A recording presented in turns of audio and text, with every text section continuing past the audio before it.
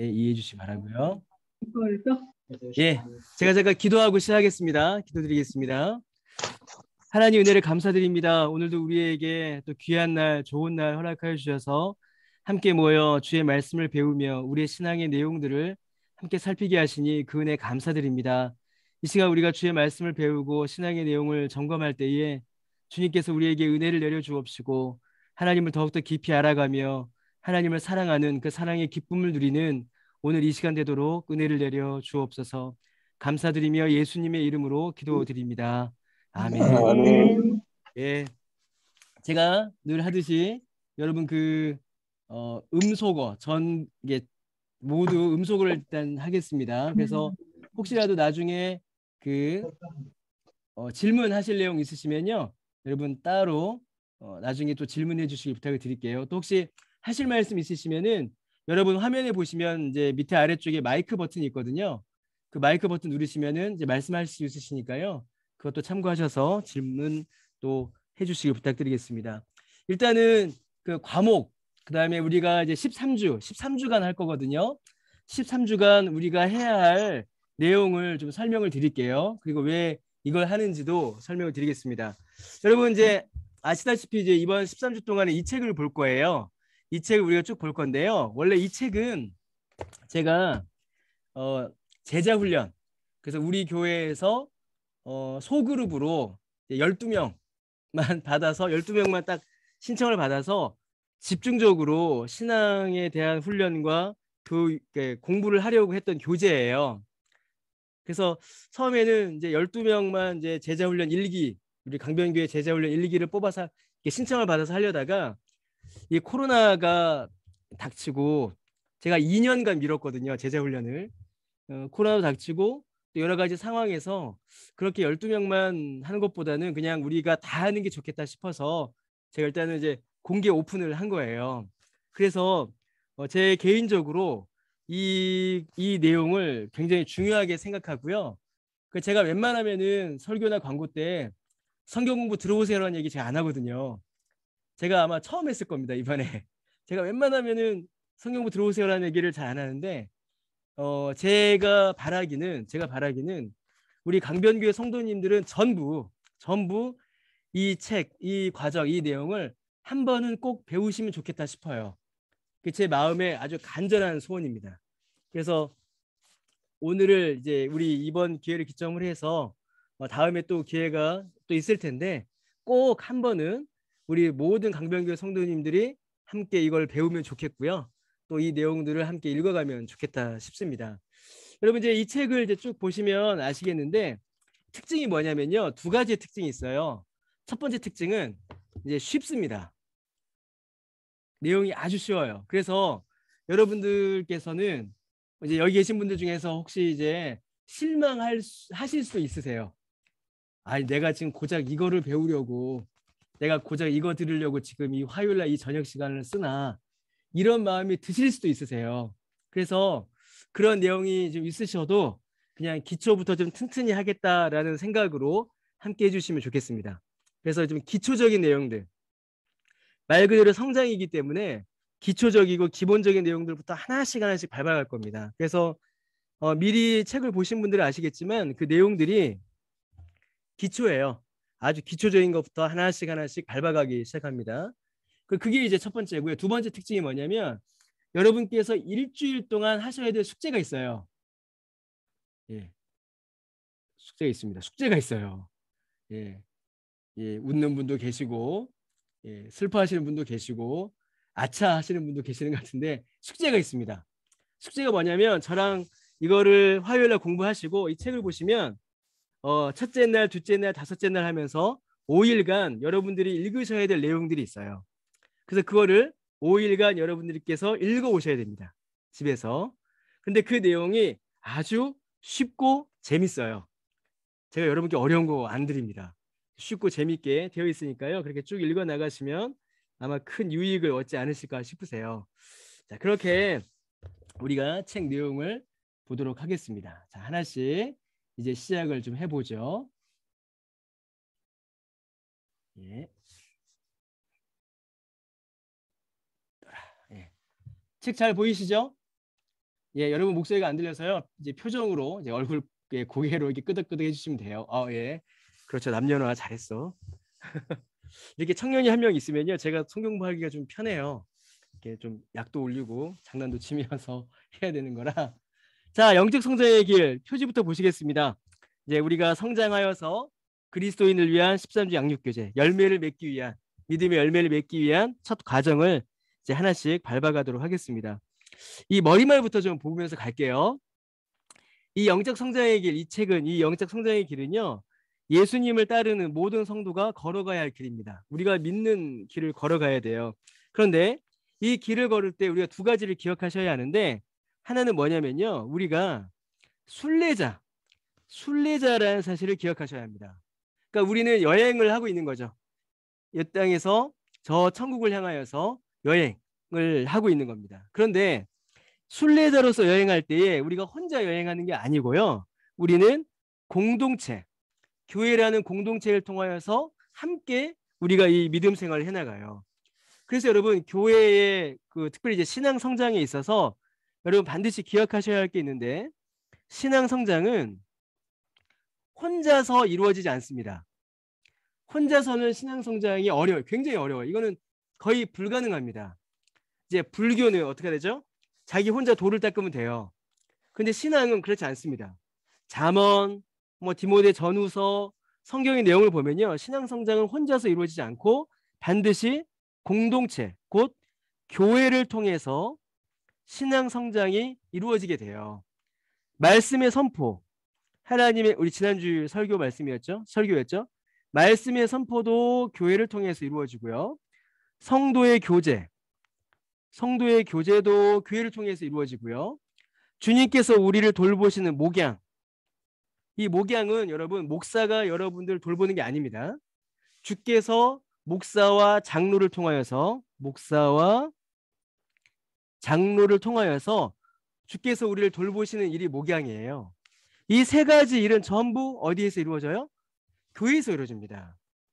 그래서 우리의 신앙 성장에 있어서 교회의 일원이 되는 것, 주님께서 기뻐하시는 아름다운 공동체로서의 교회를 세워나가는 일은, 야, 우리 강변교회 잘 되네, 이거로 끝나는 게 아니라 강변교회가 잘 세워짐으로 말미암아 우리의 신앙이 성장하게 되는 거예요.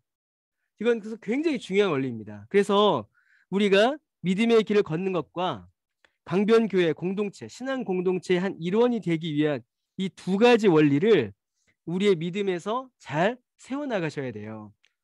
그래서 이 내용들을 우리가 좀 더 살펴보고자 하는 겁니다. 그렇게 될 때 우리는 예수님께 더 가까이 가게 되고요, 점점 더 예수님을 닮아가게 되죠. 예수님을 닮아가는, 저에게 있어서, 저의 목회에 있어서 세 가지의 구호가 있어요. 제가 우리 강변교회에서는 잘 안 했는데 제 세 가지의 구호가 있는데, 뭐냐면 예수를 알고 했죠. 제가 한번 말씀드렸는데, 예수를 믿고 예수를 닮자. 이게 저의 목회의 최종 비전입니다.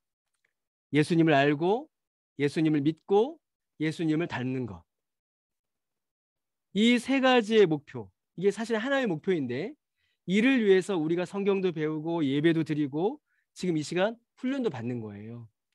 제가 여러 가지 교재 중에서 이 교재를 딱 처음에 보고서 하려고 했던 이유가 뭐냐면, 이 세 가지의 내용에 집중해 있어요.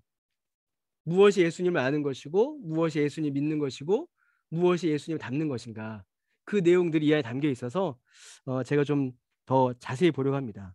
그래서 이 교재는 아직 신앙의 초보에 있거나 영적 가장자리에 머물고 있는 분들에게 영적 성장과 성숙을 경험할 수 있도록 준비된 교재입니다.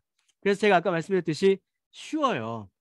그래서 우리 지금 여기 계신 분들 중에 제가 언뜻 이렇게 보니까 권사님들이 절대 다수, 그 다음에 남자분들은 두 분 오셨는데 장로님 그러세요. 네, 그래서 이미 신앙의 연수나 신앙의 내용이나 이미 풍성하신 분들이십니다. 그래서 여러분들이 보실 때는 좀 심심하거나 좀 쉬울 수도 있으세요. 그러면 여러분, 쉬우신 분들은 어떻게 하셔야 될까요? 이 내용을 잘 읽히셔서 다른 사람을 가르치시면 됩니다. 이 내용을 잘 읽히셔서요. 나중에 가족이나 자녀나 신앙이 연약한 사람들에게 이 내용을 가르치시면 돼요. 그래서 여러분들을 통하여서 하나님을 믿는 이 믿음의 내용들이 또 퍼져나가는 겁니다. 그래서 이거 뭐야 쉽잖아 하시는 분들은 내가 지금 교사 훈련 받고 있구나 이렇게 생각하시면 되고요. 내가 아직 신앙의 기초에 있고 혹은 신앙의 가장자리 약간 영적인 침체에 있다라고 생각하시는 분들은 이 내용들을 통하여서 어떤 믿음의 성장을 회복을 좀 경험하시면 좋겠습니다. 이 전체는요 사도신경의 틀을 따라서 구성되어 있습니다. 우리가 사도신경 외우는 그 순서를 따라서 이 내용들이 쭉 이어지거든요. 그래서 그 내용들 하나하나 낯설지 않게 여러분들 아마 접하실 겁니다. 자, 쭉 보겠습니다. 목차를 좀 보죠. 목차는요 크게 세 가지 파트로 나뉘어져 있어요. 세 가지 파트. 첫 번째 파트는 영적 성장의 터 다지기. 진짜 말 그대로 기본입니다. 우리가 믿음의 성장을 이루기 위해서 무엇을 터를 다져야 하는가. 그래서 성경을 처음에 다뤄요. 성경이 무엇이고 성경 읽기와 성경 묵상은 무엇인가 다루게 되고요. 그 다음에 기도에 대해서 다뤄요. 정말로 우리 신앙의 기본이죠. 그 다음에는 믿음의 내용을 다룹니다. 여기에서 이렇게 집이라고 한다면 지금 영적 선을 터자지기는 이게 터를 이렇게 세우는 거예요. 터를 세우고 기둥을 이렇게 세우는 겁니다. 기둥을 세우는 거예요. 그 다음에 믿음의 내용을 채우는 겁니다. 믿음의 내용은 뭘까요? 이게 터가 있고 기둥이 이렇게 세워져 있으면 여기에 지붕을 덮는 거죠. 지붕을 이렇게 덮는 거고 여기에 벽돌로 이렇게 채우는 겁니다. 집을 만드는 거예요. 그래서 우리의 믿음의 내용을 채워야 하는 가장 중요한 본질적인 내용들. 하나님은 누구신가? 예수님은 누구시고 무엇을 하셨는가? 성령님은 누구시고 또 구원이란 무엇인가? 이 내용들을 4에서 8과까지 채우게 됩니다. 그리고 이제 성숙한 삶이에요. 자, 여러분 이제 우리가 집을 지었습니다. 집을 이렇게 지으면 그 다음에 어떻게 해야 돼요? 집을 지으면 집에서 일하러 나가야죠. 그렇죠? 학교도 가고 직장도 가고 나가야죠. 여기서 성숙한 삶은 적용이에요. 적용. 그래서 믿음의 기초, 믿음의 내용, 그 다음에 믿음의 적용, 성숙한 삶으로 가는 이 세 단계를 밟게 돼요. 그래서 첫 번째는 아까 제가 잠깐 말씀드렸는데 여기는 예수를 알자입니다. 어떻게 하면 예수님을 알 수 있는가 그 내용을 다루고요. 여기는 예수를 뭘까요? 믿자죠. 어떻게 하면 예수님을 믿을 수 있는가 그 믿음은 무엇인가를 이야기하고 세 번째는 뭘까요? 예수를 닮자예요. 닮자. 어떻게 하면 예수님을 닮아갈 수 있는가 이렇게 쭉쭉 이어져 갑니다. 그래서 예수를 닮는 삶, 성숙한 삶, 적용에 있어서 가장 중요한 게 뭐냐면 사랑입니다. 사랑. 이제 내일 수요 기도회 때 설교도 이건데 하나님 사랑과 이웃 사랑, 사랑한다는 게 무엇인가를 알게 되고요. 인생의 목적, 영적 전투와 고난, 이 모든 것들이 이루어지는 교회에 대해서 우리가 살펴보게 될 겁니다. 이렇게 해서 13주입니다, 여러분. 13주 동안 우리가 쭉 볼 거예요. 개관을 좀 보시겠습니다. 여러분 그 책을 보시면은 영적 성장의 개관이라고 해서 각 과별로 8페이지부터 그 개관의 내용들이 좀 있어요. 그래서 여러분 그 개관을 미리 한번 읽어보시는 것도 상당히 공부하실 때 유익이 되실 겁니다. 오늘은 우리가 1과를 볼 건데요. 1과부터 3과까지의 개관을 먼저 좀 읽어보겠습니다. 우리의 믿음의 기초는요. 하나님의 말씀인 성경으로 세울 수 있습니다. 그래서 1과에서는 하나님께서 우리에게 주신 성경을 주신 목적이 무엇인가? 그리고 성경을 기록한 사람은 누구인가? 누가 성경의 저자인가? 그리고 우리가 성경을 어떻게 대해야 하고 어떻게 읽어야 하는가에 대해서 우리가 1과에서 볼 겁니다. 그리고 그 성경 전체의 구성, 이거는 여러분들께서 한 주간 숙제로 읽어보실 내용들이에요. 그 내용을 이제 1과에서 보시게 될 겁니다. 2과에는요. 성경 연구와 묵상에 대해서 이야기할 겁니다. 성경 묵상, 성경 읽기, 성경은 어떻게 읽어야 하고 또 큐티라고 많이 하죠. 성경 묵상은 또 어떻게 해야 되는가 그 내용을 2과에서 보게 될 거고요. 3과에서는 기도. 기도 못하는 분 없으시잖아요. 기도 다 하시죠? 그런데 기도가 좀 더 기도에 대한 정확한 내용들 그리고 그에 대한 유익한 도움을 줄 만한 책들, 참고 도서들을 제가 또 3과에서 설명을 드릴 겁니다. 그렇게 1, 2, 3과를 통하여서 우리 영적 성장의 터, 믿음의 터를 함께 살펴가도록 하겠습니다. 자, 쭉쭉 넘어가서요.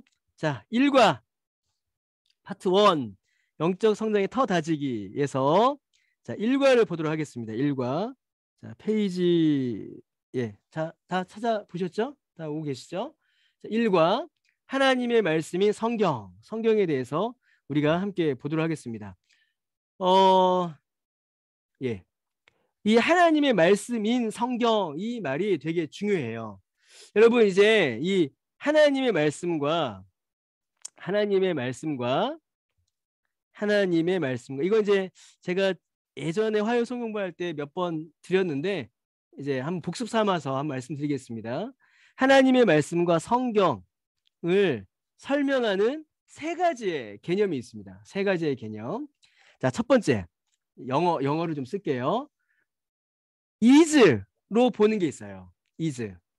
이거 뭐죠? 이게 순서가 바뀌었네요. 잠깐만요. 예, 성경과 하나님의 말씀. 예. is로 보는 관점이 있습니다. 뭐냐면 성경은 하나님의 말씀이다 라고 보는 관점이 있어요. 우리 교회는 우리는 이 첫 번째 믿음을 가지고 있습니다. 성경은 하나님의 말씀이고 성경을 통해서 우리는 하나님의 뜻을 깨닫는다라고 우리는 믿어요. 두 번째로 어떤 개념이 있냐면 영어를 써서 죄송합니다. contains로 이 성경과 하나님의 말씀을 이해하는 분들이 계십니다. 이거는 뭐냐면 포함하다 하겠죠. 포함하다. 성경 안에는 하나님의 말씀이 포함되어 있다라고 믿는 분들이 계세요. 그분들은 어떻게 할까요? 성경 중에 어느 부분은 하나님의 말씀이고 어느 부분은 하나님의 말씀이 아니다라고 믿으세요. 그러면 하나님의 말씀이고 하나님의 말씀이 아닌 것을 판단하는 기준을 어디에 두냐면 사람의 합리성, 과학적인 판단, 이성적 판단으로 성경이 하나님의 말씀이다 아니다를 판단하게 돼요. 그렇게 되면 성경을 갈갈이 찢게 됩니다. 그래서 이러한 신학을 가리켜서 자유주의 신학이다라고 이렇게 말을 하죠. 그러니까 철학적으로, 과학적으로 성경을 막 재단해요. 그래서 성경에 기록되어 있는 기적들은 이거는 합리적이지 않으니까 성경에서 제거해야 된다. 그렇게 믿는 분들이 계세요. 세 번째로 becomes를 쓰는 분들이 계십니다. becomes. 자, becomes는 뭐죠? 된다예요. 된다. 성경이 하나님의 말씀이 될 때도 있고 하나님의 말씀이 안 될 때도 있다라고 믿는 분들이 계세요. 이분들은 어떤 분들이냐면 어느 성경을 딱 폈는데 나한테 은혜가 돼요. 야, 그러면 이 부분은 하나님의 말씀이다. 근데 어느 날 다른 데 딱 펴보니까 나한테 은혜가 안 돼요. 아, 이거는 하나님의 말씀이 아니다. 서로 사랑하라.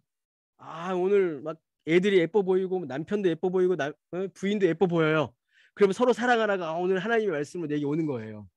그런데 어느 날은 애들도 속을 썩이고 남편도 밉고 막 아내도 밉고 막 그러실 때 있으시잖아요. 예, 정성영 권사님 이렇게 고개를 끄덕끄덕 예, 있으시거든요. 그때 서로 사랑을 딱 보면은 아, 이거는 하나님의 말씀이 오늘은 아니야. 이렇게 덮어버리는 경우가 생겨요. 여러분 이렇게 세 가지의 관점으로 성경을 보는 분들이 계세요. 우리는 어떤 관점이냐면 1번입니다. 성경은 하나님의 말씀이다. 그 믿음이 사실은 굉장히 중요합니다. 이 믿음이 흔들리면 우리의 신앙 자체가 아주 큰 도전을 받아요. 자, 그 내용은 나중에 기회 있을 때 할게요. 제가 시간 조절을 해야 돼서 좀 가겠습니다. 자, 디모데후서 3장 16절에서 17절 여러분 함께 화면 보이시죠? 같이 한번 읽어보겠습니다. 자, 시작. 모든 성경은 하나님의 감동으로 된 것으로 교훈과 책망과 바르게 함과 의로 교육하기에 유익하니 이는 하나님의 사람으로 온전하게 하며 모든 선한 일을 행할 능력을 갖추게 하려 함이라. 아멘. 이미 다 외우고 계신 말씀이죠? 예, 근데 한 주간 또 한번 암송하시기를 부탁드리겠습니다. 자, 내용도 좀 볼게요. 자, 기독교 신앙은요. 기독교 신앙의 핵심은 말씀하시는 하나님으로부터 시작이 돼요. 이게 굉장히 중요합니다. 다른 종교와의 차이점이 여기에 있어요. 다른 종교는 인간이 하나님을 찾아가는 상향식 종교입니다. 인간이 신을 찾아가요. 다른 종교도 다 그렇게 되죠. 인간이 어떤 노력과 연구와 수행과 고행을 통해서 신을 찾아갑니다. 자, 그런데 기독교는 하향식 종교예요. 하나님께서 자기 자신을 사람들에게 알려주십니다. 그걸 가리켜서 뭐라고 하냐면 계시라고 해요. 계시. 그래서 기독교를 계시의 종교라고 하죠. 하나님께서 자기 자신을 사람들에게 알려주시고 하나님의 뜻과 하나님의 일하심을 사람들에게 먼저 보여주세요. 그래서 하나님께서 보여주신 하나님, 하나님께서 말씀해 주신 하나님을 향하여 우리가 나아가는 것, 그게 기독교입니다. 그리고 그렇게 하나님께 나아갈 때 말씀하시는 하나님에 대한 인간의 반응이 바로 뭐라고요? 믿음인 거예요. 그래서 하나님께서는 우리에게 말씀으로 우리에게 오시고 우리는 하나님께 무엇으로 나가요? 믿음으로 하나님께 나아가는 겁니다. 이게 굉장히 중요해요. 여기에서 모든 신앙생활이 우리의 믿음이 시작되기 때문이에요. 하나님은 우리에게 말씀으로 오시고 우리는 하나님을 향하여 믿음으로 나아갑니다. 그래서 여러분 요한복음 1장에 예수님을 가리켜서 뭐라고 해요? 육신이 되신 하나님의 말씀이다. 말씀이 태초부터 계셨는데 그 말씀이 육신을 입어 우리 가운데 오셨다. 이렇게 얘기하잖아요. 그래서 그게 굉장히 우리의 믿음의 본질을 이야기해 주는 굉장히 중요한 말씀입니다. 따라서 하나님의 말씀이 성경을 이해하는 것은요. 바르게 이해하는 것은 신앙의 기초를 세우는데 매우 중요합니다. 우리가 성경을 어떻게 보느냐, 성경을 어떻게 이해하느냐가 우리의 믿음의 본질, 내용, 성격을 좌우해요. 성경은요. 하나님의 말씀으로 40여 명이 1400년, 주전 1400년 전부터 주 90년까지 약 한 1500년이죠. 1500년 동안 히브리어, 구약이죠. 헬라어, 신약이죠. 아람어, 이건 이제 구약 일부와 신약에서는 몇몇 단어들이 사용이 됩니다. 왜냐하면 여러분 예수님께서 하셨던 그 언어는 아람어였어요. 예수님께서 하셨던 말씀은. 여러분 혹시 그 패션 오브 크라이스트 보셨나요? 보신 분 있으세요? 예. 패션 오브 크라이스트에서 사용된 언어가 전부 아람어입니다. 아람어. 예, 고대 이스라엘은 전부 아람어를 사용했거든요. 그 단어들이 몇 가지 이렇게 사용이 돼요. 그러니까 1500년 동안 40여 명이 세 가지 언어로 기록했습니다. 자, 중요한 거는 형식적인 것도 중요하지만 성경은 우리의 영혼을 살리고 키우며 고치는 영혼의 양식이며 그래서 우리가 성경을 읽지 않으면 영혼이 자랄 수가 없죠. 우리를 향한 하나님의 풍성한 계획이 담긴 생명의 보화입니다. 그래서 우리가 영적 생활에 있어서 신앙생활에 있어서 성경을 등한시한다라는 것은 우리의 신앙이 이미 무너지고 있다는 증거예요. 여러분. 굉장히 중요합니다. 내가 하루에 혹은 일주일 동안 읽는 성경이 그 성경의 양이 그 성경의 질이 내 믿음의 양과 크기와 질을 결정한다라고 봐야 합니다. 예, 그렇게 봐야 합니다. 그렇게 보셔야 돼요. 그래서 참 우리가 성경을 소중히 해야겠죠. 자, 성경은요 하나님에 대한 지식의 원천으로 완전히 신뢰할 수 있는 유일한 책입니다라고 이제 존 맥아더 목사님이 이야기했습니다. 성경을 우리가 과연 충분히 배우고 익히고 있는가? 여러분 한번 고민해 보실 필요가 있으세요. 이 부분은 이제 넘어가고요. 이 성경에 대한 이야기만 조금 더 하도록 하겠습니다. 여러분 우리가 성경으로만 하나님에 대한 이해, 우리의 믿음의 내용을 채워야 한다라고 이제 앞에서부터 계속 이야기를 하고 저도 이제 그렇게 말씀을 드렸죠. 왜 성경으로만 우리의 믿음을 채워야 하는가? 이 두 가지의 이유 때문이에요. 첫 번째는 우리가 가지고 있는 지성, 우리의 인식에 한계가 있기 때문입니다. 이런 말이 있습니다. 이거 우리 화요성경부 여러 번 하신 분들은 들으셨던 이야기예요. 유한은 무한을 담을 수 없다라는 말이 있습니다. 유한은 무한을 담을 수 없다. 예. 이 물병 안에는 더 많은 물을 담을 수가 없죠. 여러분, 우리의 지성은 유한합니다. 우리의 존재도 유한해요. 그런데 하나님은 무한하신 분이십니다. 그 무한하신 하나님에 대한 정보를 유한한 우리의 머리에 담기에는 불가능한 거예요. 그래서 하나님께서 하나님을 우리에게 알려주셔야만 우리가 하나님을 알 수 있는 겁니다. 존재론적 격차라고 해요. 존재론적 격차. 예. 존재론적 격차가 있기 때문이죠. 하나님과 우리 사이에. 또 하나는 이 죄의 오염입니다. 이건 이제 인식론적 격차라고도 하는데, 이게 뭐냐면 죄는 우리의 모든 것을 오염시켰는데 우리의 지성과 우리의 의지와 우리의 정서도 오염시켰어요. 그래서 하나님을 알고자 하는 지식이 우리가 부족하죠. 지성이 부족해요. 그리고 하나님을 알고자 하는 의지도 우리 안에서 훼손됐습니다. 그리고 하나님을 알므로 인하여서, 하나님을 깨달음으로 인하여서 누리는 그 기쁨도 우리 안에서 왜곡돼 버렸어요. 그래서 우리의 지성은 하나님을 아는 방향을 향하여서 나아가지 않고 하나님보다는 세상을 아는 방향으로 우리의 지성이 열심을 냅니다. 그렇지 않으십니까, 여러분? 그러시죠? 예. 저희 아들이 공부하기를 너무 싫어하는 거예요, 요즘에.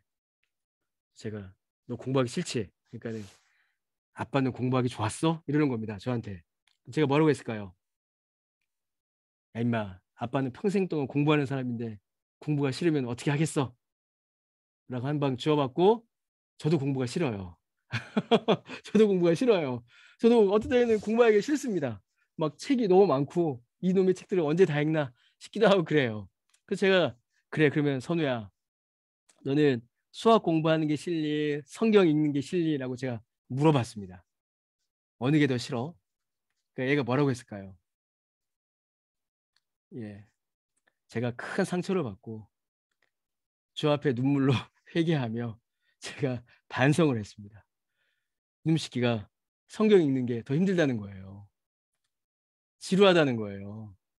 그래서 제가 결심을 해갖고 요즘에 어떻게 하냐면요, 아침에 평상시에 일어나는 시간보다 10분 더 일찍 깨웁니다. 요즘에 애를 10분 더 일찍 깨워갖고 식탁에 앉아갖고 저랑 1대1로 15분간 성경 공부를 해요. 요즘에. 그래서 마가복음을 한 장 읽습니다. 마가복음을 단락별로 이렇게 쫙 읽고, 그래, 넌 여기서 뭐가 제일 기억에 남니? 한마디 해요. 그러면 제가, 아, 그래, 아빠는 여기서 이랬어. 그렇게 해서 아침에 10분에서 15분간 마가복음을 한 장씩 읽어나가요. 그게 성경을 강제로 읽히고 있습니다. 근데 여러분들, 우리의 지성이 그래요. 우리의 지성과 의지와 정서가 하나님을 아는 방향보다는 세상을 아는 방향으로 더 많이 가고, 하나님을 알고자 하는 의지보다는 하나님을 몰라도 된다라는 의지가 더 강하고, 하나님을 아는 기쁨보다는 하나님을 몰랐을 때 누리는 즐거움이 더 커져요. 이게 뒤에 나오는데, 그렇게 우리의 지성과 의지와 정서가 왜곡돼 버렸어요. 그래서 여러분, 우리의 인식론적인 격차와 존재론적 격차, 곧 우리가 가지고 있는 죄성과 능력의 한계로 인해서 하나님께서 하나님 자신을 우리에게 알려주셔야지만 우리가 하나님을 알 수 있게 됩니다.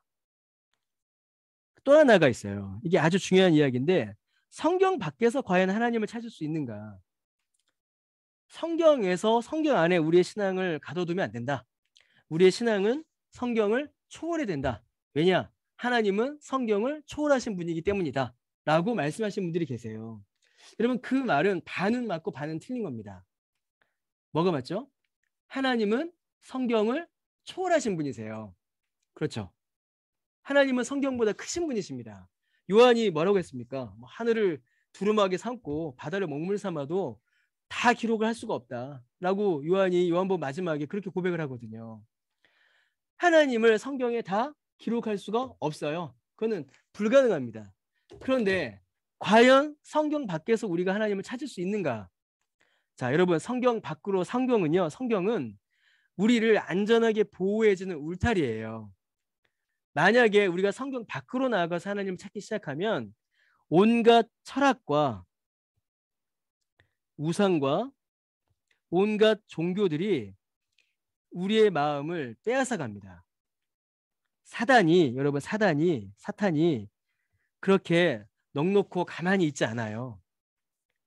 우리가 성경 밖에서 하나님을 찾으려고 하는 그 순간 즉각 우리를 유혹해 옵니다. 그래서 여러분, 우리 주님께서도 그러셨잖아요. 말세의 때가 오면 그리스도가 여기에 있다, 저기에 있다 한다라고 했어요.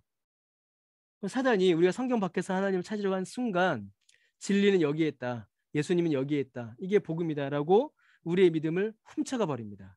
우는 사자와 같이 우리를 노리고 있단 말이죠. 그럼 성경은 여러분, 성경은 우리의 인식을 가두어 놓는 감옥이 아닙니다. 성경은 하나님을 향하여 우리가 안전하게 나아갈 수 있도록 우리를 보호해주는 보호막이고 울타리인 거예요. 그래서 성경 안에서 하나님을 찾을 때 우리가 가장 안전히 하나님을 만날 수 있습니다. 너무나 중요한 내용이죠. 자, 하나씩 보겠습니다. 예. 제가 시간을 계속 보면서 여러분 아시겠지만 저는 칼같이 시간을 지킵니다. 예, 저는 1시간 땡 하면은 딱 끝내거든요. 그래서 최대한 빨리 좀 가볼게요. 자, 성경을 주신 목적이 무엇인가? 하나님께서 성경을 우리 가운데 기록하여 주신 목적은 무엇인가를 좀 살펴보겠습니다. 자, 요한복음 20장 31절을 같이 한번 읽어볼게요. 자, 시작. 오직 이것을 기록함은 너희로 예수께서 하나님의 아들이심을 믿게 하려 함이요 또 너희로 믿고 그 이름을 힘입어 생명을 얻게 하려 함이다 라고 되어 있습니다. 여기서 말한 이것은 작게는 요한복음이고요, 크게는 성경 전체를 가리키는 말이죠. 그러면 성경을 기록한 하나님께서 이 성경을 기록하신 이유가 무엇이냐면 두 가지의 목적이 나와요. 첫 번째가 뭐냐면 믿음입니다. 믿음. 그렇죠? 우리를 믿게 한다. 뭘 믿게 해요? 예수께서 하나님의 아들 그리스도이심을 믿게 하는 겁니다. 여러분 좀 글씨가 좀 작죠? 예, 좀 크게 하겠습니다. 예, 좀 크게 보이시나요? 예, 괜찮으시죠? 예, 예, 좀 제가 글씨를 좀 크게 해서 할게요. 예, 이렇게 하니까 제 글씨가 너무 못나 보이네요. 예, 예, 다시 좀 정리를 해서요. 예, 다시 보겠습니다. 잠깐만요. 예, 죄송합니다. 예, 예, 됐습니다.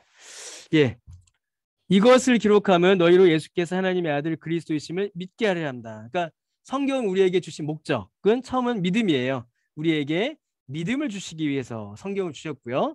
두 번째는 그 믿고 예수님을 믿고 그 이름을 힘입어 무엇을 얻게 함입니까? 예, 생명이에요. 생명. 그러니까 하나님께서 우리에게 성경을 주신 목적, 성경을 우리에게 기록하게 하신 목적은 두 가지인 거죠. 예수님을 뭐 하는 거죠? 믿게, 믿음이고, 두 번째로는 그 믿음으로 말미암아 우리에게 생명을 주시기 위함입니다. 구원이죠. 영생. 구원의 은혜를 주시기 위함이죠. 그래서 성경 우리에게 주신 이유, 성경 우리에게 주신 목적은 예수님을 믿고 구원받아라. 여기에 모든 목적이 있는 겁니다. 그래서 여러분 이 성경을 읽으실 때에 여기에 초점을 맞추셔야 돼요. 신구약 모든 성경은 예수님을 우리에게 보여줍니다. 구약 성경은 오실 예수님을 보여주고 신약 성경은 오신 예수님을 보여줘요. 그래서 성경 전체가 예수님에 대한 이야기를 우리에게 들려주고 그 예수님을 믿게 하며 그 믿음으로 말미암아 구원 얻게 하는 데에 성경의 목적이 있는 거예요. 그래서 여러분 성경을 다른 목적으로 보신다거나 다른 목적으로 성경을 이해하시면 심각한 오류에 빠지게 됩니다. 최근에 어떤 책을 읽었는데 제가 성경은 우리에게 경제 원칙, 경제 법칙을 알려준다라는 책을 제가 읽은 적이 있어요. 물론 성경 안에서 근면, 성실, 검소, 덕목들을 우리에게 알려주는 건 분명 사실입니다. 그런데 성경의 목적이 우리가 부자 되게 하는 데는 있지 않아요. 그 목적들을 우리가 잘 구별해서 보셔야 됩니다. 자, 두 번째. 우리에게 성경을 주신 가장 중요한 목적은 생명을 주시기 위함이에요. 생명을 주시기 위해서입니다. 왜? 성경 없이는 생명을 얻을 수 없다라고 말하는가? 자, 로마서 10장 17절을 한번 우리가 또 읽어보겠습니다. 로마서 10장 17절 시작. 그러므로 믿음은 어디에서 나고요? 들음에서 나며 들음은 어디에서 나요? 그리스도의 말씀으로 말미암았느니라 라고 되어 있습니다. 자, 우리가 믿어야 구원을 받죠. 우리 아까 보셨죠? 예수님을 믿어야 구원, 생명을 얻잖아요. 그런데 그 믿음은 어디서 나냐면 들음에서 난다라고 되어 있어요. 들음에서. 그럼 무엇을 듣는가? 그리스도의 말씀, 하나님의 말씀을 듣는다. 그리스도의 말씀을 들음으로 믿음이 나오고 믿음으로 말미암아 우리가 영생을 얻게 되는 겁니다. 그러니까 하나님의 말씀, 성경을 통하여서 우리의 구원의 도리와 우리의 구원의 내용들이 우리에게 전달되는 거죠. 자, 그러면 여기에서 한 가지 이제 질문이 나올 수 있는 거예요. 뭐냐면 경험으로는 우리의 육체의 경험으로는 믿음을 가질 수 없는가? 내가 하나님을 특별하게 경험하거나 하나님께서 나에게 주신 특별한 경험들이 있는데 과연 그 경험으로는 구원 얻을 수 있는 구원받는 믿음을 갖지 못하는가? 그런 질문을 우리가 할 수가 있어요. 자, 답이 뭐냐면 우리가 이 출애굽기를 보면은 그 답을 알 수가 있습니다.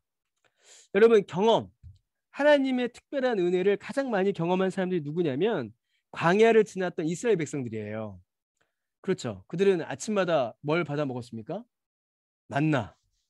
그렇죠. 배고프면 만나. 고기 먹고 싶으면 메추라기. 목마르면 물. 그다음에 또 뭐도 있었어요? 네, 그렇죠. 뭐 많이 있었습니다. 더우면 구름 기둥, 추우면 불 기둥. 하나님께서 인도하시고 보호하시는 그 놀라운 은혜의 경험들이 그들에게 정말 많았어요. 정말 많았습니다. 그러면 이스라엘 백성들이 하나님을 잘 믿었나요? 그렇지 않았어요. 자, 여러분, 예수님 당시에 예수님의 표적을 찾아왔던 많은 사람들이 있었습니다. 예수님께서 기적을 베푸실 때에, 예수님께서 오병이어를 행하실 때에 많은 사람들이 예수님을 찾아왔어요. 그런데 그 많은 사람들이 과연 예수님을 믿고 예수님의 제자가 됐는가? 아니었단 말이죠. 여러분, 그저 단순한 경험은 경험으로 그치거나 우리의 믿음을 왜곡시키는 경우가 많이 있습니다. 하나님께서 우리에게 특별한 경험을 주실 때에 반드시 말씀으로 우리의 믿음의 내용들을 다시 한번 점검해야 되는 게 굉장히 필요해요. 그런 거 없이는 우리의 믿음이 왜곡되기가 쉽습니다. 자, 그러면 또 하나, 두 번째. 그러면 성경 읽기만으로 충분한가? 성경만 읽으면 되는가? 이 부분에 대해서도 우리가 좀 고민을 해봐야 돼요. 왜 이런 말씀을 드리냐면 성경을 읽지 못하시는 분들이 계시기 때문이에요. 제가 어떤 분들 말씀드리냐면 지체 장애인 분들을 드리는 겁니다. 예를 들자면 어려서부터 이게 지적인 능력이 좀 부족하여서 성경을 읽지 못하거나 제가 언제인가요? 설교 때인가 성경부 때 말씀드렸는데 자폐가 있는 분들은 성경을 읽는지 못 읽는지 우리가 알 수가 없어요. 그럼 그분들은 성경 읽기라는 활동이 보이지 않는데 지적인 반응이 보이지 않는데 그럼 이분들은 구원을 받지 못한 것인가? 어떻게 생각하십니까? 예. 하나님께서 그 귀에 하나님의 말씀을 들려주심으로 그 10년 가운데 구원의 은혜를 주신다라고 우리는 믿어요. 우리는 믿습니다.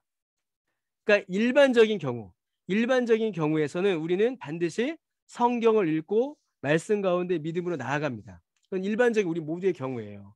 그런데 하나님께서 일반적인 은혜의 방식을 사용할 수 없는 경우에, 사용할 수 없는 분들에게는 하나님께서 특별한 방식으로 그 믿음을 하나님의 말씀을 그 심령에 주셔서 믿음을 일으키신다라는 겁니다. 그래서 성령께서 그 심령 가운데 역사하시는 거죠. 이런 경우들을 또 저는 지금까지 좀 많이 봤어요. 많이 또 경험했고요. 자, 계속 보겠습니다. 자, 성경을 기록한 또 다른 중요한 목적이 있습니다. 성경을 기록한 아주 중요한 목적이 또 있어요. 자, 그것이 무엇인지 또 한번 정리를 해보겠습니다. 자, 디모데후서 3장 16절에서 17절 아까 나왔던 말씀이죠. 같이 한번 읽어보겠습니다. 자, 시작. 모든 성경은 하나님의 감동으로 된 것으로 교훈과 책망과 바르게 함과 의로 교육하기에 유익하니 이는 하나님의 사람으로 온전하게 하며 모든 선한 일을 행할 능력을 갖추게 하려 합니다. 이렇게 되어 있습니다. 자, 성경은 어디에 유익해요? 교육하기에 유익합니다. 교육. 그 성경을 어떻게 해야 되는가? 성경의 용도는 교육이에요. 교육. 우리가 읽고 배우고 하는 겁니다. 그래서 여러분 성경 공부는 여러분 성경 공부는 성경이 하나님의 말씀이 우리에게 명하신 교회의 책무입니다. 신자가 해야 될 의무예요. 굉장히 중요한 개념이에요. 교육하기에 유익한데 교육을 해서 뭐 하는가? 성경을 읽고 배워서 뭘 하는가? 뒤에 나오죠. 첫 번째로 온전해지는 겁니다. 어떤 사람으로요? 하나님의 사람으로 온전하게 되는 거예요. 하나님의 사람이 되는 겁니다. 하나님의 사람. 하나님의 사람. 그럼 이 온전해진다. 하나님의 사람으로 온전해진다는 말은 뭐냐면 예수님을 어떻게 하는 걸까요? 닮아가는 겁니다. 예수님 닮아가는 거. 베드로 전서를 보면 하나님의 성품이 그의 삶을 통하여서 드러나는 거예요. 예수님을 닮고요. 하나님의 성품이 드러나고요. 또 하나 성령의 열매를 맺는 겁니다. 이게 완전한 사람, 온전한 사람을 가리키는 성경의 표현이에요. 완벽한 외적 조건을 갖춘 사람이 아니라 예수님을 닮아가는 사람, 하나님을 닮아가는 사람을 가리켜서 온전한 사람이다라고 해요. 그러니까 성경을 배울 때에 우리가 예수님을 닮아갈 수 있는 거죠. 그리고 두 번째가 뭡니까?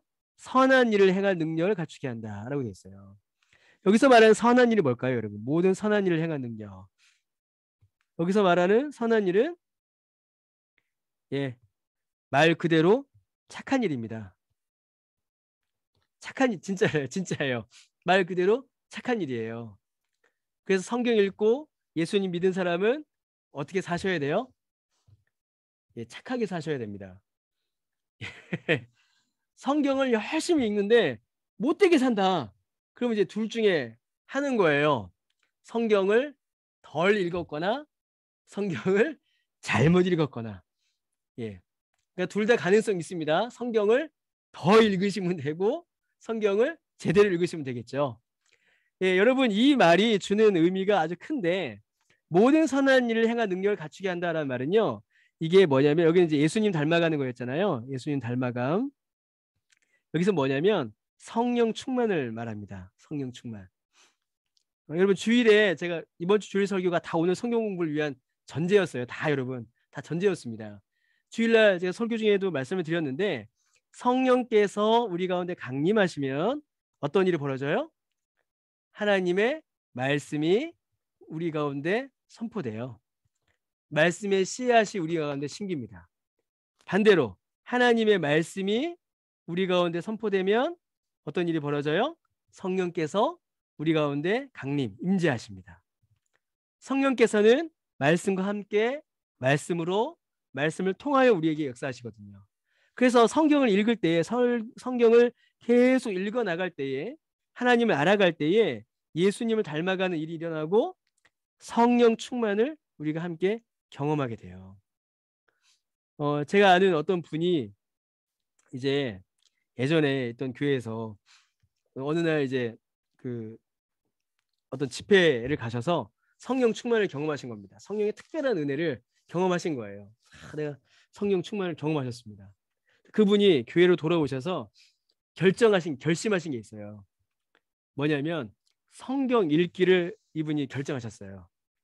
그래서 매일매일 꾸준히 성경을 읽어나가는 일을 그분이 포기하지 않고 쭉 하셨어요. 그러면 이제 그분의 심령이 어떻게 되셨을까요? 말씀의 씨앗이 들어왔고 성령의 은혜로 자라기 시작했습니다. 그런 일들이 아주 중요해요. 자, 쭉 볼게요. 4번. 하나님은 우리의 인격을 온전하게 다듬으시고 그분이 맡기신 사역을 감당할 수 있도록 성경을 우리에게 주셨습니다. 우리가 예수님을 믿은 후에도 계속해서 성경을 읽어야 하는 이유가 바로 여기에 있습니다. 우리에게 믿음, 구원을 주신 것, 거기에서 그치는 것이 아니라 믿음과 구원을 주시는 그치는 것이 아니라 우리의 인격을 온전하게 다듬으시고 이게 성화죠. 예수님을 닮아가는 거죠. 우리의 인격을 다듬으시고 그분이 맡기신 사역, 위에 있었던 착한 일, 주께서 우리에게 맡기신 그 사역을 감당할 수 있는 능력을 우리에게 주시기 위해서, 지혜를 주시기 위해서 성경을 우리에게 주셨어요. 그러니까 예수님 믿고 구원받음 거기서 끝이 아니라 예수님을 닮아가고 인격이 성장하고 주께서 기뻐하시는 거룩한 일을 감당하는 그 일을 위해서도 성경을 우리에게 주셨다는 겁니다. 그래서 예수님을 믿은 이후에도, 우리가 구원받은 이후에도 성경을 계속 읽어가야 돼요. 성경을 정말 계속 읽어가셔야 되고 성경을 소중히 여기셔야 합니다. 이제 제가 청년 사역을 오래 했잖아요. 청년 사역을 오래 하고 또 이제 청소년 사역하고 하다 보니까 애들한테 이제 늘 도전하는 게 있어요. 수련회 갔다 오고 1월 1일 되고 하면은 애들이 갑자기 막 성경 읽기에 막 불이 타요. 청년들이. 그래서 막 하루에 10장도 있고 막 20장도 있고 그럽니다. 그럼 제가 청년들아 절제해라. 너무 한 번에 태우지 마라. 꾸준히 읽어나가자. 그냥 한 번에 확 타다가 이제 성경을 안 읽기 시작해요. 그래서 은혜의 감소의 속도와 성경 읽기 장수의 감소의 속도가 이제 같이 나타나기 시작하죠. 이렇게 쭉쭉쭉쭉쭉 떨어져 나가는 그런 일들이 벌어지거든요. 그래서 여러분 성경 읽기를 꾸준히 하는 게 정말로 필요하고요. 우리 신앙생활에 아주 중요합니다. 그래서 여러분 나의 성경 읽기가 어떤가? 그럼 말씀과 함께 하는 사람 잘하고 계신가요? 예, 아유 감사합니다. 우리 교회에서 제가 제일 못해요. 말씀과 함께하는 삶을. 제가 맨날 밀리고 저 그럽니다. 예. 그래서 여러분 함께 해주셔서 너무 감사해요. 자, 성경의 저자에 대해서 좀 볼게요. 제가 오늘 첫날이라서 제가 아까 그 과제 설교 설명드리려나 또 좀 시간 조절을 못했는데 성경은 누가 기록했는가? 성경의 실제 저자는 누구인가? 우리가 한번 보겠습니다. 자, 베드로 후서 1장 21절입니다. 같이 읽어보시겠습니다. 예언은 언제든지 사람의 뜻으로 낸 것이 아니요 오직 성령의 감동하심을 받은 사람들이 하나님께 받아 말한 것이다 라고 되어 있어요. 여러분 여기서 말하는 예언은 성경을 가리킵니다. 성경은 사람이 한 것이 아니요 성령의 감동. 아까 우리 디모데후서에서도 말씀하셨죠. 모든 성경은 하나님의 감동으로 된 것이다 라고 되어 있습니다. 성령께서 감동하심으로, 성령께서 그 마음 가운데 움직이심으로 성경을 기록하게 된 거죠. 자, 성경은요 1500년 동안 아까 했던 겁니다. 약 40여 명이 여러 가지 직업을 가진 사람들이 여러 장소에서 성경을 기록했어요. 그럼에도 성경은 일관된 입장을 취하고 있고요. 신뢰할 만한 내용들을 그 안에 담고 있습니다. 성경은 하나님께서 특별한 은혜를 주지 않으셨으면 그렇게 기록될 수 없을 만큼 없어요. 아주 정확한 내용들을 담고 있죠. 자, 6번입니다. 하나님은 기록자에게 영감을 불어 넣으셨어요. 이 영감, 이제 인스피레이션이라고 하는데 영어로는 이 영감이 굉장히 중요합니다. 이 영감이란 말이요. 그들은 하나님이 자신에게 불어 넣어 주신 것을 그대로 기록했습니다. 그런데 받아쓰기 한 게 아니에요. 이게 아주 중요한 말입니다. 기계적으로 단순히 받아 적은 것이 아니에요. 하나님께서 야 마태 너 앉아. 야 지금부터 내가 불러줄 테니까 써. 아브라함과 다윗의 자손 예수 그리스도의 세계라. 다 썼어? 확인해봐. 이렇게 하신 게 아니에요. 그걸 이제 기계적 영감이라고 하는데 기계적으로 단순히 받아쓰기 한 게 아닙니다. 아주 중요한 말이 나오죠.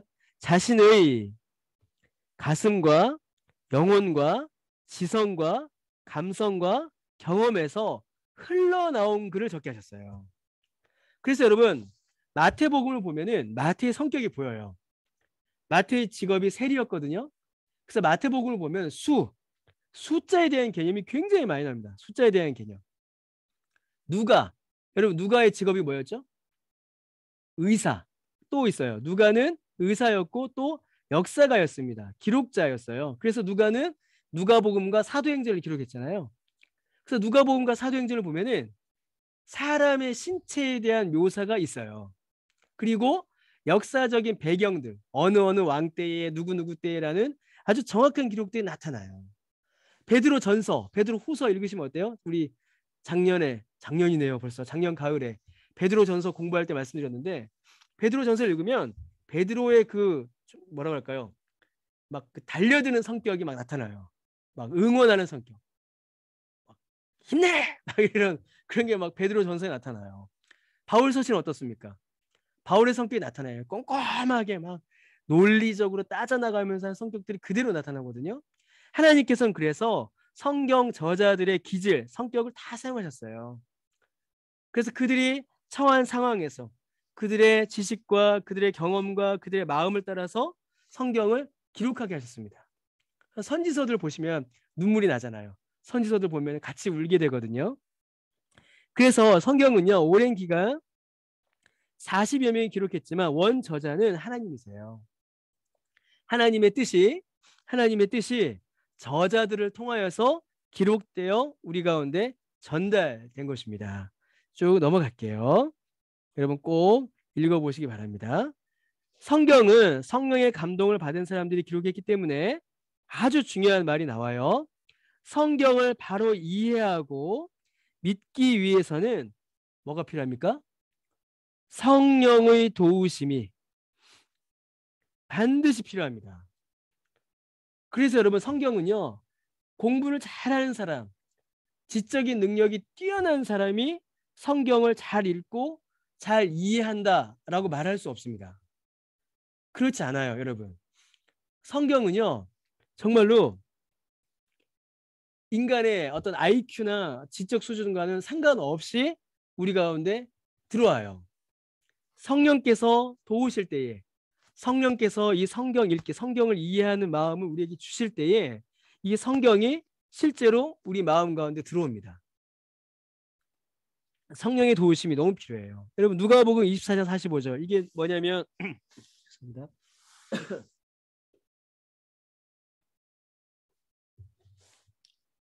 그 예수님의 제자들 두 명이 엠마오로 도망가다가 부활하신 예수님을 만나는 그 장면이거든요. 이 누가복음 24장 45절이.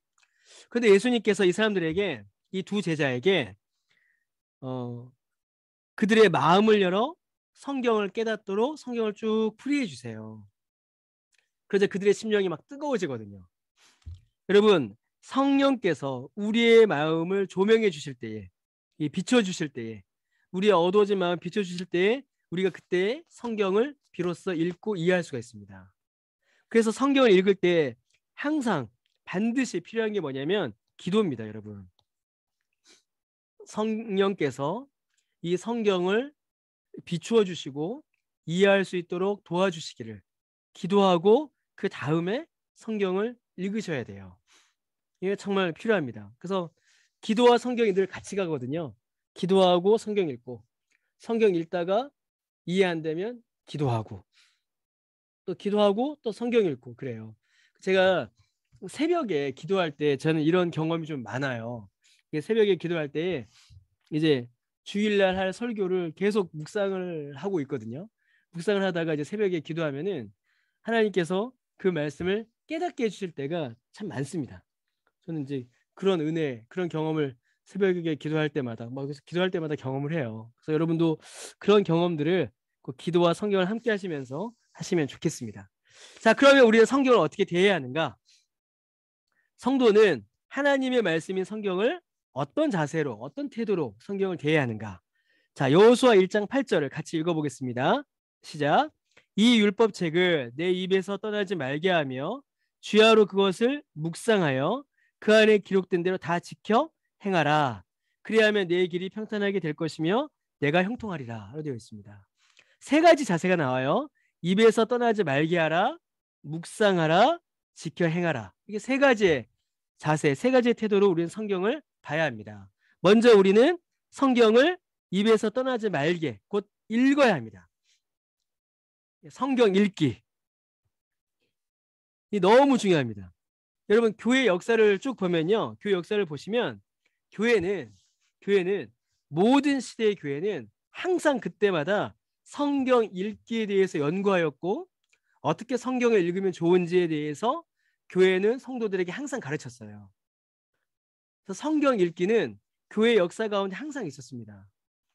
그래서 여러분 우리가 성경을 읽으셔야 합니다. 입에서 떠나지 말게 하라. 딴 거 아닙니다. 성경 읽는 거예요. 이제 여러분 우리 나눠드리는 말씀과 함께하는 삶이라든가 뭐 맥체인 성경 읽기라든가 여러 가지를 통해서 성경을 읽어가는 일이 필요합니다. 두 번째로 주야로 그것을 묵상하라라고 됐죠. 묵상하라. 이 묵상하다라는 단어는요, 이제 하가라는 단어인데 이게 큐티라는 것보다 좀 더 심각한 단어예요. 이 묵상하라는 단어는요, 여러분 쉽게 말씀을 드리면 소의 되새김질을 의미합니다. 소의 되새김질. 여러분 소가 되새김질하는 거 보셨어요? 소가 여물을 막 먹거든요. 배가 부르게 빵빵히 차요. 그러다가 좀 있다가 갑자기 울럭 올려요. 토합니다. 그러면 다시 올려서 그걸 다시 씹어서 넘겨요. 그게 묵상입니다. 자, 성경을 읽어요. 읽고서 내 마음에, 내 머릿속에 담아놓고 그것을 이해하고 그것을 생각하는 겁니다. 배우고 연구하고 깨닫는 것. 이 과정이 주야로 묵상하는 과정이에요. 유진 피터슨이 쓴 이 책을 먹으라 라는 책이 있습니다. 이 책을 먹으라. 예, 이 책을 먹으라. 유진 피터슨이 쓴 저 개인적으로 성경 읽기와 묵상에 있어서 이 책이 저는 굉장히 좋았어요. 이 책을 먹으라. 제가 말씀드렸던 그 묵상에 대한 개념도 이 책에 나오는 개념인데 성경을 배우고 연구하고 깨닫고 이해하는 그 과정, 이 과정이 우리가 성경을 읽을 때 반드시 취해야 될 태도입니다. 세 번째로 적용입니다. 적용. 지식으로만 끝나지 않고 그냥 읽는 걸로만 끝나지 않고 실제로 그 말씀을 우리 가운데 적용하는 것. 그러니까 읽고 묵상하고 적용하는 것. 먹고 소화시키고, 이게 먹는 거죠. 먹고 소화시키고, 먹고 소화했으면 어떻게 돼요? 이제 운동하는 거죠. 이 일들이 이루어져야 됩니다. 그래서 성경은 먹는 거예요, 여러분. 말씀을 먹는 겁니다. 우리의 영혼이. 그렇게 우리가 성경을 읽어야 합니다. 자, 하나님의 말씀이 담긴 뜻을 깨닫고 순종하는 자에게 주는 축복은 무엇입니까? 예, 축복이 이렇게 있어요. 하나님께서 이렇게 놀라운 복을 우리에게 주십니다. 신명기 29장 9절 한번 읽어보겠습니다. 시작. 그런즉 너희는 이 언약의 말씀을 지켜 행하라. 그리하면 너희가 행하는 모든 일이 어떻게 된다고요? 형통하리라. 형통하리라. 여러분, 이 형통한다는 말은요, 이게 좀 제가 설명이 필요한데 내가 원하는 대로 다 된다라는 의미도 있지만 그것보다는 하나님께서 이끄신다라는 의미가 이 안에 더 담겨 있어요. 하나님께서 이끄신다. 하나님께서 끌고 가시는 길이 형통하는 길이잖아요. 하나님께서 이끄시는 길이 복된 길이지 않습니까? 믿으십니까? 예. 그래서 형통하리라라는 말은요, 야, 너 계획한 대로 다 돼 라는 개념보다는 하나님께서 이끄신다라는 개념이 더 많아요. 그렇게 하나님께서 우리를 이끌어 주십니다. 자, 여러분, 이 삶의 열매를 거두며 이 부분은 한번 꼭 읽으시기를 부탁을 드리고요. 자, 이제 여러분께서 이제 숙제하셔야 됩니다. 숙제가 있어요. 우리 김다미 집사님 너무 이렇게 슬퍼하지 마요. 예, 너무 괴로워하는데 예, 숙제가 간단합니다. 책에 보시면은 그냥 읽으시면 돼요. 첫째 날은 구약에 대해서, 둘째 날은 이제 이거는 제가 공부한 겁니다, 여러분. 제가 공부한 메모예요, 이거는. 예. 그리고 둘째 날은 신약에 대해서, 그리고 셋째 날은 신구약 중간 시대에 대해서, 그리고 넷째 날은 또 뭐가 있냐면 성경 묵상하는 게 있어요. 여러분들께서 꼭 하셔야 될 거는 첫째 날, 둘째 날, 셋째 날은 그냥 읽으시면 됩니다. 그런데 넷째 날과 다섯째 날은 꼭 여러분 하셔야 합니다. 예. 뭘 하시냐? 간단합니다. 시편 1편 1절에서 6절 읽으시고 그냥 여기다가 느낀 점을 쓰시면 돼요. 느낀 점. 예. 시편 1편에서 6절 읽으시고 그냥 느낀 점 쓰시면 됩니다. 아, 쉽다. 이렇게 쓰셔도 되고요. 은혜 받았다. 이렇게 쓰셔도 되고요. 아, 성경 열심히 읽어야지. 이렇게 쓰셔도 돼요. 간단하게 그냥 느낀 점 그냥 쓰시면 됩니다. 예, 이게 넷째 날 숙제예요. 그리고 다섯째 날 잠언 16장 1절에서 9절 쭉 읽으시고 이것도 그냥 간단하게 여기다가 한 짝 그냥 쓰시면 됩니다. 느낀 점 자유롭게. 그래서 이 숙제 시편 1편과 잠언 16장 1절에서 9절은 여러분 꼭 읽으시고 이렇게 한 줄씩 써오시고 예, 그렇게 해주시기를 부탁드리겠습니다. 이게 숙제입니다. 예, 예 오늘은 여기까지 예, 보도록 하겠습니다. 공유를 좀 중지하고요. 예, 여기까지 보도록 하겠습니다. 혹시 오늘 한 내용들 중에 뭐 질문 혹시 있으시면 예, 질문 있으시면 예, 오디오를 켜시고 질문하셔도 됩니다. 제가 오늘 저기 신방 좀 갔다 오느라고 박현민 목사님하고 어디 갔다 왔거든요. 근데 박현민 목사님이 지난주 금요일 날 연합구역예배 강의를 했는데 성도님들이 너무 좋아하셨대요. 그래서 저한테 막 자랑을 하는 겁니다. 성도님들이 너무 좋아하시더라고요. 그래서 제가 그래 그럼 앞으로 당신이 다 하시오. 제가 그랬어요. 그런데 왜 그렇게 좋아하셨나? 그러니까는 박현민 목사 그랬대요. 질문은 받지 않습니다. 그 말에 다들 너무 좋아하셨다고. 예. 근데 저는 질문을 받습니다. 질문 없으시죠? 있으세요? 없으시죠? 예. 질문 있으신 분들은 나중에 저한테 예, 뭐 카카오톡 메시지 보내셔도 되고요. 따로 이렇게 저한테 질문 주시면 제가 또 이렇게 답을 좀 해드리도록 하겠습니다. 오늘은 제가 이렇게 좀 이렇게 쭉쭉쭉 했습니다. 오늘은 일부러 좀 그런 내용들이 있어서 쭉쭉 했는데요. 다음 주에는 또 이렇게 좀 다른 내용도 이렇게 할 수 있으면 하도록 하겠습니다. 예. 수고하셨습니다. 아유 힘드시죠? 우리 마이크 한 번씩 다들 한번 켜보시죠. 잠깐 마이크 한 번씩 켜시고요. 네. 예, 예, 다들 너무 애쓰셨습니다. 너무 애쓰셨고요. 예, 일단 제가 기도하도록 하겠습니다. 제가 기도하겠습니다.